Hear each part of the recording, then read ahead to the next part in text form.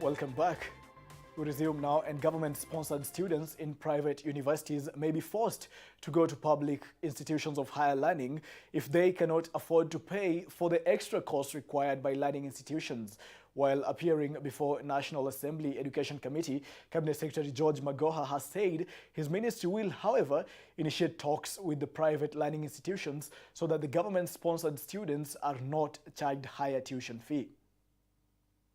The fate of government-sponsored students in private institutions who cannot afford to pay extra costs in terms of fee will be to join public universities.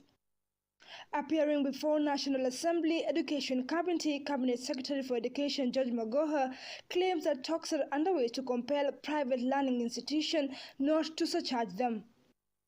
However, if the private universities do not agree, the students will have no option but to transfer to public universities or pay the extra costs. This comes after Navajo Member of Parliament Emmanuel Wangwe raised the issue with Kabarak University, which is charging more fees for the government-sponsored students placed in their institutions through the Kenya University and College Central Placement Service.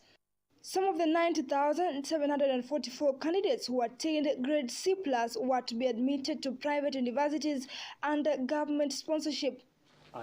The Education Ministry is also set to crack the whip on schools that have not met the required standards.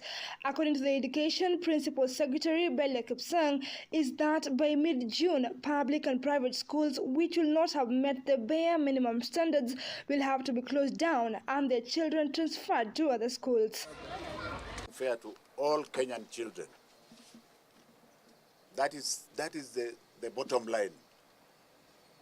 So when you, in your wisdom, you say, and others, I want to be guided because there are supposedly government schools which are worse than those schools you are talking about.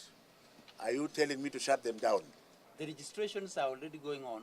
Chair, I would want to commit ourselves that we shall come back to this committee and give the status of registration of such schools, bridge schools, including others that were registered under the ABET framework, and we shall give numbers of how many we shall have registered and how many do not meet requirements and therefore required that the child is not disadvantaged and that they are properly placed in a school that has been registered. The Minister of Education had last year declared that Bridge International School in Kibwezi to be closed for failing to meet requirements for teaching and learning. As it is, the Basic Education Acts provide that any teaching institution with more than 20 students should be registered. The concern, however, is on public schools which are underfunded and thus they cannot afford the required infrastructure for registration. And the way my mind thinks, you will have to understand the way it thinks.